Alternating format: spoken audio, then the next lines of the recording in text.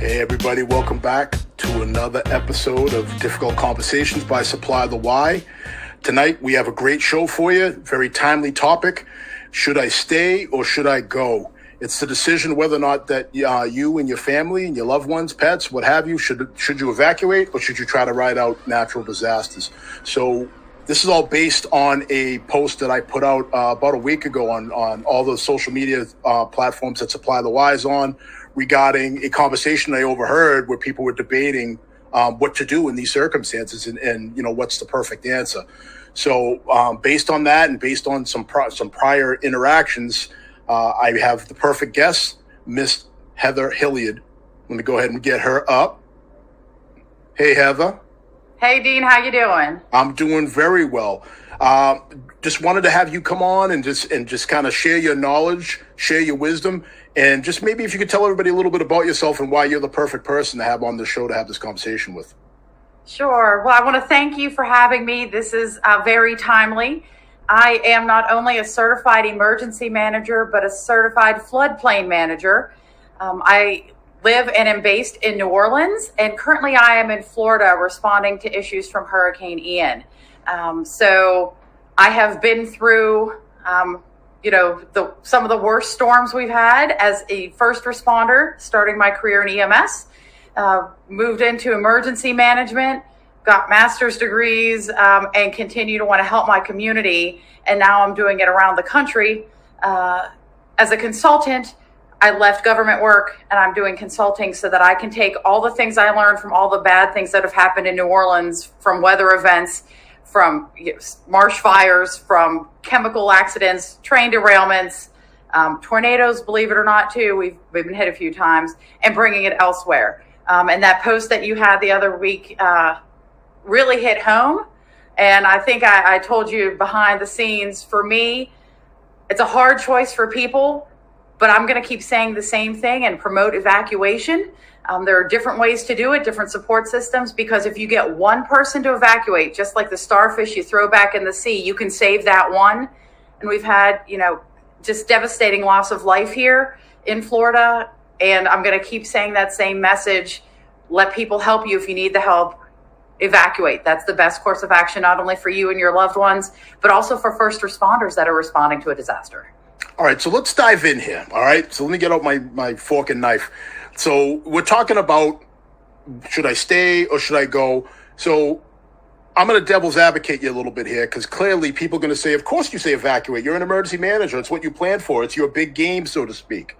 So let's talk about some of the things that you hear as to people, as the reasons why people refuse to evacuate. So one of the big things that I know I hear a lot is, I have pets. I can't leave my dog, my cat, whatever. So talk to us a little bit about pets, people with pets, and what kind of resources you have in place for them. Sure. So every jurisdiction is different around the country. Municipalities, counties or parishes, and states have evacuation plans and mass care plans to support you if you need assistance. So part of the pet factor is, I don't have the money to send my pet off to board. I don't want to be separated from my pet. But in New Orleans, after Katrina, the first disaster storm we had was Hurricane Gustav. And we created the city evacuation plan, where we had pets evacuating as well. Municipalities and parishes or counties have places typically contracted elsewhere in the state or with other states through mutual agreements to send you and your pets. So if you have a cat, put it in a carrier, you can take it with you. That may predetermine which place to which you're evacuating, which shelter, if you need that support. If you have dogs, put them in a hard crate so that they can go on transport too. We've learned the hard way, and we keep learning. We keep getting better. Don't send pets one way and people the other. Try to keep them co-located, or put a pet carrier transportation that follows the people carrier to go to the same destination so that you can be reunited with your pet. It's stress for you and for your pet. So Heather, let me jump in real quick. So suppose somebody says, hey, listen, I don't have hard cases and carrying cases for my pets because we don't ever go anywhere. We don't go on vacation. Are there places that donate this type stuff? And what happens in cases where people say, listen, I don't have it, so I don't have the ability to put my pets in this stuff? So that's another thing that municipalities or parishes, states will do. In New Orleans, the LASPCA has a partnership and agreement to help support those things. We do have other organizations that come in that also do support for evacuations, that they can come in early and help transport your pets to the safe sheltering, or just transport them if you can't go with the pet, taking care of them and then reuniting with you after the storm. All right, fair enough. So we addressed the pet thing. Another thing that we hear a lot is, I have a sick relative. They're bedridden, or they rely on oxygen or electricity in some cases. What do you say to folks in those cases that have serious medical conditions and might not have the ability, at least they believe they don't have the ability to evacuate? I'll start with a bad rainstorm that knocks out electricity, because you don't need to have a hurricane to lose power. Many places, like we do in the New Orleans region, have a list so that we know who is homebound, who is oxygen dependent, so they need electricity for that oxygen concentrator. And we will do welfare checks, either by phone or sending personnel, first responders, out to see if they have a generator at the house, if they have portable oxygen tanks. We have been known to trade out their oxygen so that we can rotate it for them in an event of a storm, not even just a hurricane. When you elevate to something like a hurricane status, where you may have somebody that's wheelchair bound and family members can't transport them in a private vehicle, or they don't have a vehicle, which is frequently the case. In New Orleans and in Jefferson Parish, in our area, we actually have systems where we have an information line, a 211, a 311, if you will. And we have a registry where you can call in and say, my family member is bedbound, wheelchair bound, unable to ambulate, walk, oxygen dependent, requires dialysis 3 times a week. All of these things are components that we need to consider in a disaster, be it a hurricane, a tornado, wildfires, any of these occurrences, and we're seeing more of them because of climate change. So we actually have a list where we can be proactive. There are state contracts and local contracts with ambulance companies to help move those people. Some of them need kind of a medivan where you have several wheelchairs in, like you would go to a doctor's office, but they're contracted to take them to a shelter that can support the medical needs, and they have medical personnel there to receive them. All right, outstanding. So I'm going to hit the chat real quick. We have a couple folks that are happy that we're having this conversation. So John says, very timely topic, Dean. Rode out the storm in my Cape Coral, Florida home. Additionally, I work on Fort Myers Beach. My wife works for Wink News and was on Centibel during the storm. So it sounds to me, John, like you were deep in it, and I am glad that you made it through, because it looked like it was hairy down there for a little bit. The next comment is from Ashley. Ashley, this looks like one of those old multiple choice A through J type questions. So let's see. Let's go through this.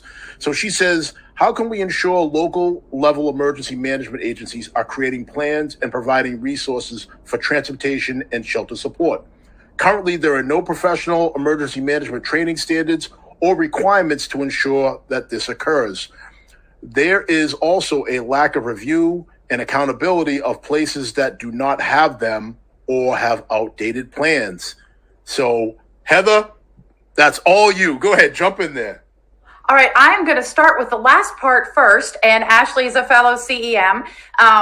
I want to say that some jurisdictions, like in New Orleans after Hurricane Katrina, have put in legal requirements that evacuation plans for nursing homes are there, and they are reviewed every year. As you know, with Ida, in the state of Louisiana, we had some not great outcomes, and there was prosecution for alleged whatever. I'm not an attorney, so I won't go whatever that word choice is. But we have those things that they are in place. The state has to review certain plans for nursing homes, but that is a state-by-state or county-city requirement. So there are some. Another outlet, as Ashley may or may not know, is at the International Association of Emergency Managers, which accredits us internationally with our emergency manager certification that she and I both have.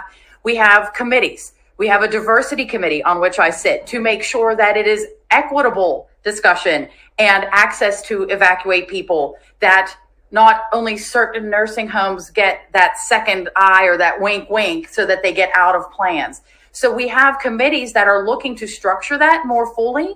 And then the third thing, which was her first point, is how do we ensure this happens? We do that because we are a community of emergency managers that can network and support one another. If you don't have a plan, or you have a friend who doesn't have a plan in their community, ask somebody who does. Look at the Gulf Coast region. I right now am on the west side of Florida doing response and recovery work. Ask one of us that has a plan. If you get hit hard, you rewrite that plan after every storm with an after action report and an improvement plan. We will share them. That's a great way to do it. So you don't have to create the wheel. You might have to refine the wheel for your community, but we absolutely should be talking about this. We have it at the conference coming up soon for IAEM. Certified floodplain managers too. We're starting to cross fertilize our mitigation efforts, things that we see that really need to be done. So it's the old phone a friend. Really do that. That's what our network is all about, which, as Dean, as you know, is how we connected to begin with. Yeah, absolutely. Absolutely. So I want to circle back to something you said that I thought was very interesting. You talked about a diversity committee you're on. Yes. And so what would you say to folks that don't feel like the response would be equitable, be it based on race, being based on economics? I have to believe that there's a decent amount of folks that feel like, well, nobody cares if this hits me anyway because I'm poor or because I belong to this group or that group. Do you run into that? And if so, what do you do and how do you mitigate that? So I have a unique situation. You and I look different. I live in a community where I'm in a minority. So I have a different perspective. And the way that I believe and that I act is you have to be the change. So if I think that there's something inequitable or I don't think that everybody's getting the fair shot, I will speak up. I put my energy towards that. I listen to the community when they're saying, we live, and I'll give another New Orleans example. We live on top of an old waste dump. Somebody needs to move us. Rig the system and put this working Black class community on a dump site. The EPA and the city of New Orleans have heard that argument finally and are moving them and paying for them to move.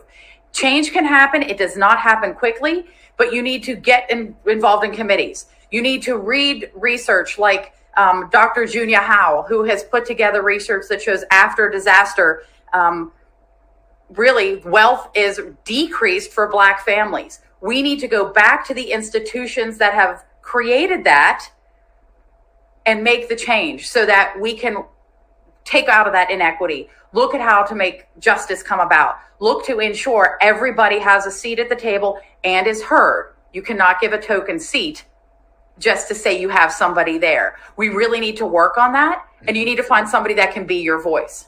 So while we're on this subject, but do you hear that as an objection as to why people might not evacuate or why people might stay? They might feel like, I'm not going to go to some place. It's going to be, like some horror show shelter or something like that where I'm going to get robbed, beat up, things like that.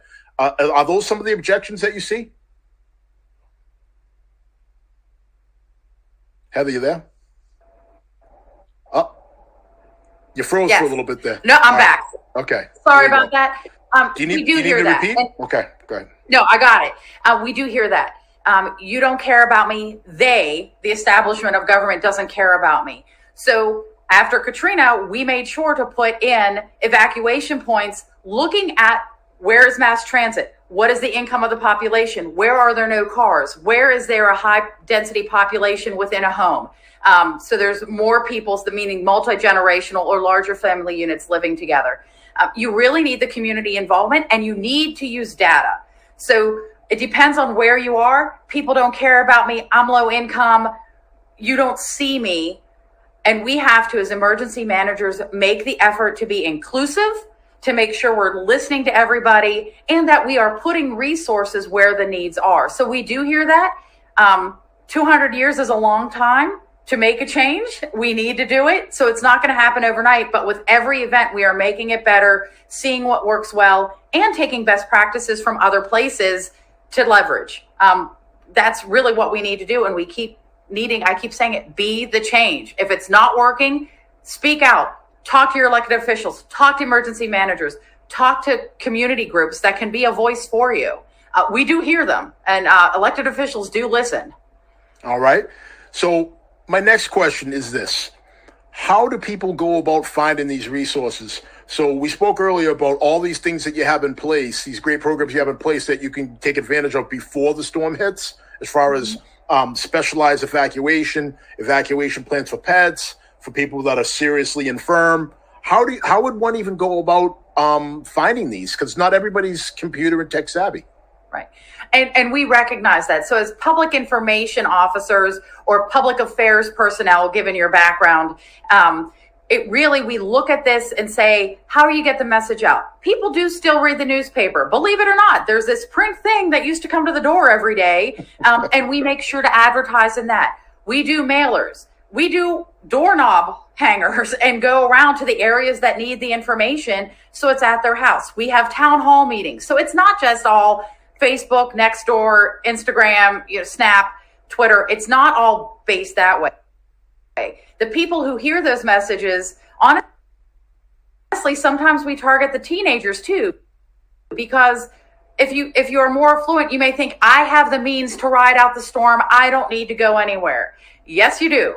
You need to be out of the way of the first responders, take your family to safety, go. So the people that chose to stay behind feel like they were left behind or didn't have time to get out with the resources they have. We need to help them as first responders. So we do different messaging techniques. And I started to say on Twitter, sometimes the message is to the teenager, because if you have a teenager and you hear from your teenager 15 times, Mom, they're saying we should evacuate. Mom, they say we should evacuate. Mom, they say, okay, all right, fine. We're going to evacuate. So you hit different targets of the population to get the action needed to save even just one life. Because if I don't have to worry about you, I can go 3 houses down where I know they didn't evacuate and get them before they are succumb to the storm. All right. So I'm going to jump back in the chat. That's a great answer. So John's back, and John says, huge issues with those lower income individuals, mostly minorities, who do not own. Many of these people lost everything with no insurance. Where do they go from here? How do they recover? So FEMA has individual assistance programs to help people in the storm. I will tell you, I had insurance in Ida. I was still eligible to apply to FEMA to get money for the things I lost in my fridge because I didn't have power for over a week. There are different things in every community, and we're doing it right now in Florida, helping spread the word about this. Temporary housing. You don't own the home, you are a renter, you need somewhere to go beyond a shelter. How does that work? So there are organizations in addition to FEMA who help the municipalities, the counties, and the state get that information out on temporary housing, short-term housing. None of us like to use the phrase FEMA trailer after Katrina, but states can buy those trailers and put them out there. Lake Charles, still has trailers from Hurricane Laura. And we are in another hurricane season where they are still trying to rebuild, and they got hit again after Laura. So there are things that if you are a renter, there are programs out there with FEMA. FEMA goes through the county and the municipality to spread the word, again, through different means, newspapers, flyers, posting up on telephone poles, going to community centers, going to the places where you can get food and water, MREs, supplies, cleaning supplies, those sorts of things. And they target the shelters too, where you may have evacuated, to make sure they're getting that. They usually also have people that will help you enroll, because I used to work for the government, so I can say it. It's not always the easiest to navigate. They do recognize that, especially after a disaster, to help people get into those programs. How about a hotline? Is there a hotline in place that just interstate, where it's like, hey, it doesn't matter what state you are, it routes you. You say, hey, kind of like 911. You say, what's the location of your emergency? And it gets you the resources in that area. Is there something like that in place? There is not. For the oil spills, for instance, there's the National Response Center, which is with the Coast Guard to respond to oil spills. But that's usually isolated or in navigable waterways, because that's what the Coast Guard does. Each disaster is different.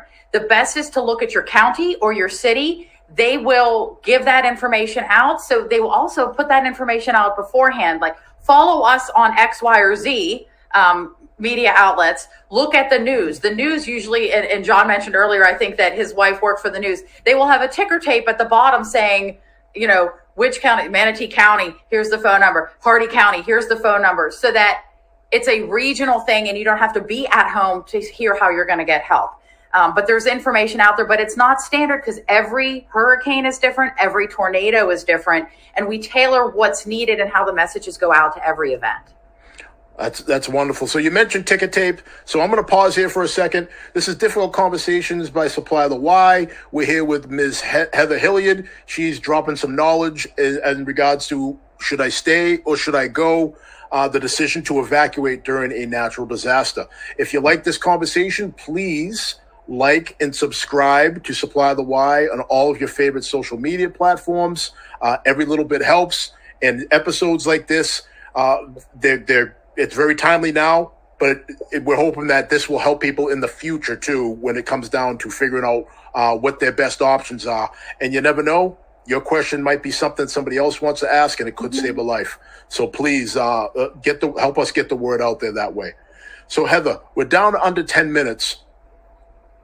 Tell us a little bit about what you're working on and some of the things that you're passionate about as far as getting awareness out there, as far as building up resources and getting more people to get involved in this, because it's a daunting task, no doubt, trying to get people to be involved and prepare for something that they can't see or touch. It is.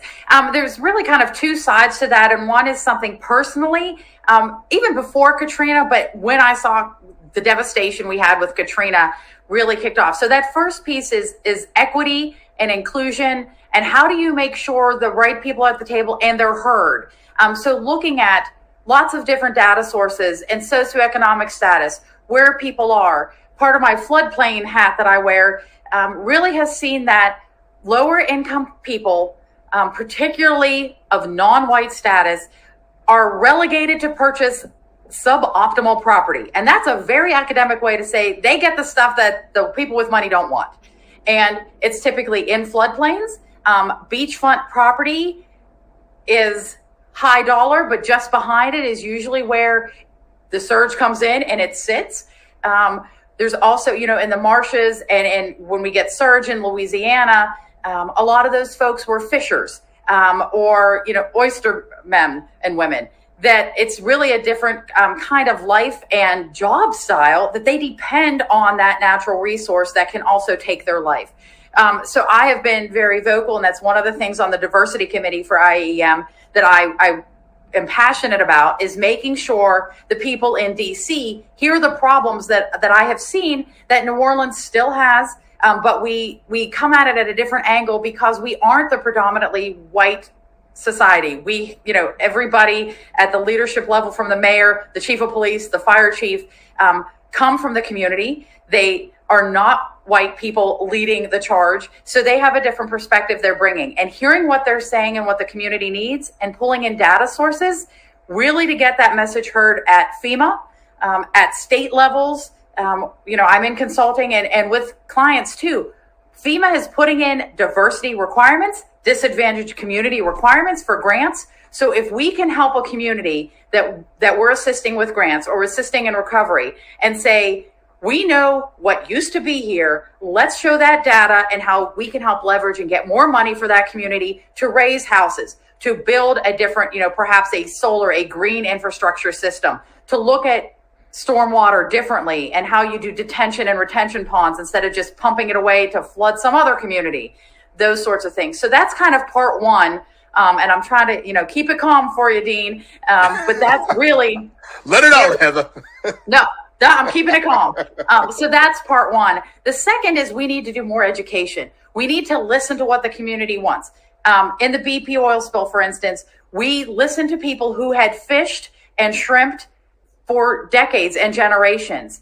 You could not get a better indicator of where did the shrimp go and migrate, which also told you where the tar balls went, where the oil came in with those currents and subcurrents, by listening to local knowledge. That is so important in everything we do.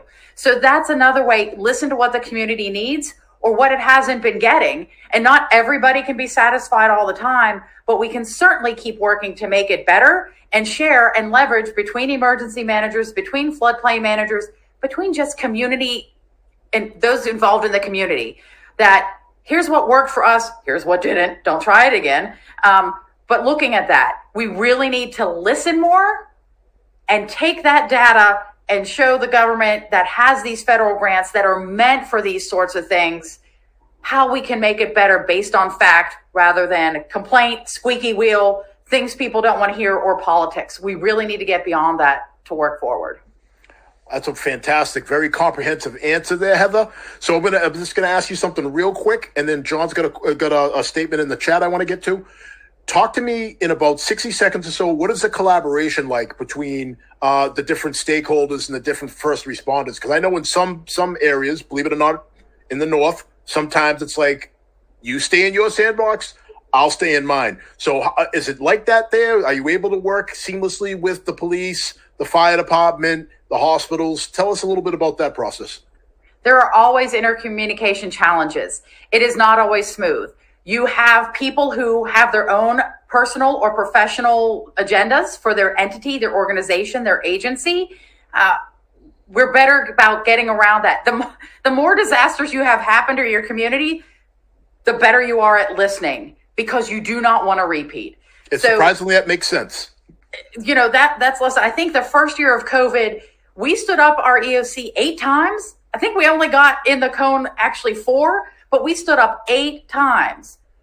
So what does that mean? Can you say that in regular speak? Okay, what does that mean to us normal folks? So, and you folks who don't get hurricanes, that meant we were on that cone of uncertainty 8 times in the summer of 2020, between May 15th is the soft opening of hurricane season, June 1st and November 30th.